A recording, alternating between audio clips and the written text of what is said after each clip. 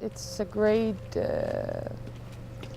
great sign of love to bring someone flowers. A lot of the people in here are suicidal, and they are in a very dark and unpleasant place of their life. I've been there myself many times, and I believe that to be well again, you need beauty and love as well as medicine and therapy and all the other stuff. Johanna Hagud is working as a volunteer for those with mental illness. Every week, she visits patients at Risco Hospital with flowers. She knows the situation that they're in as she suffers from bipolar affective disorder herself and has been to the hospital more than 25 times. I knew something was out of my hands.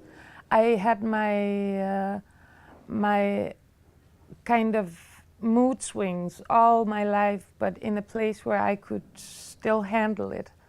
All of a sudden, after I had my second child and started new education, too much pressure was on me in my life, and it kind of exploded and got to a point where I couldn't take care of myself anymore. Since March 2017, Joanne has a project called Oasis Breathing Holes in Psychiatry. Therefore, she buys flowers and art materials with donated money. Since she's not actually ill right now, she wants to give something back to the patients in the hospital. It's like having a breathing hole inside psychiatry. So it's about making small rooms for special things. Johanna's work is part of the Gallo House in Aarhus.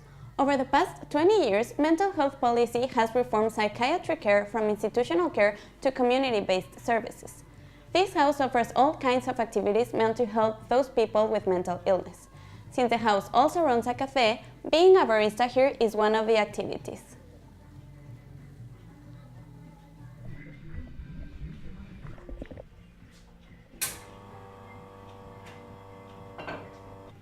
The Gallo House was established 21 years ago by the doctor named Johannes Nielsen.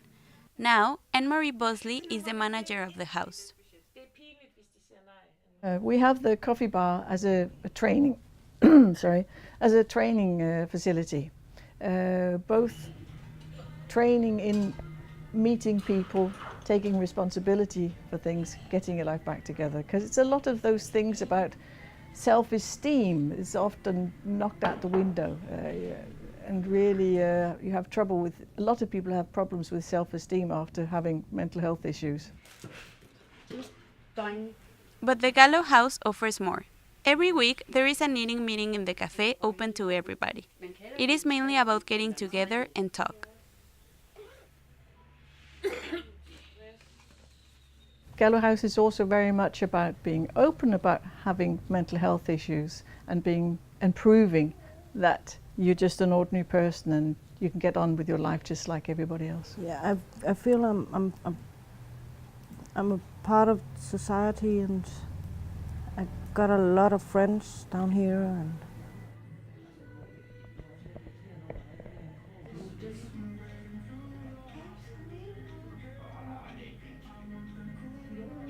it's about the small conversations. It's not about the sort of big changes in life suddenly. No, it's about building up relationships, realizing that there's a workplace that's waiting for you, expecting you to turn up. it's just great to be out with someone that knows how you're feeling and knowing that you're not alone.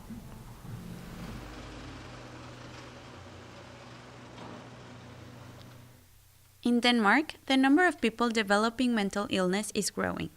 Traditional methods of treatment, such as institutionalization, often does not work for everybody and can at times exacerbate the problems people are suffering from.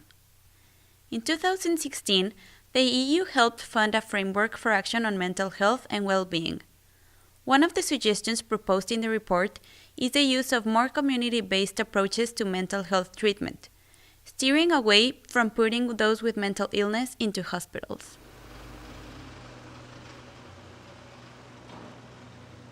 I think what the hospitals should be able to do, or do have potential to do, that is helping people keep contact with activities of daily life, and they're not doing that. Doing creative things, reading, as I said, the knitting group, they're not doing very much of that either. They could be doing that.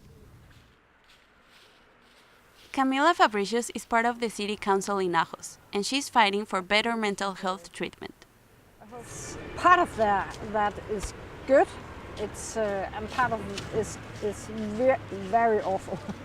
It's there's a lot of people who come there again and again and again and again, and they are not getting more healthy, and they are not getting a job, and they are not happy, and their families are not happy, and they are there again and again. So I think that it's very important that you should see a new way of doing it. For Johan, the way of doing it is her project combined with the work at the Gallo House. For her, it is not an alternative to the treatment in the hospital, but a necessary addition to it. It's a beautiful way of healing. It's a beautiful way of self-healing. You don't stop being a person just because you're sick. You don't stop being someone.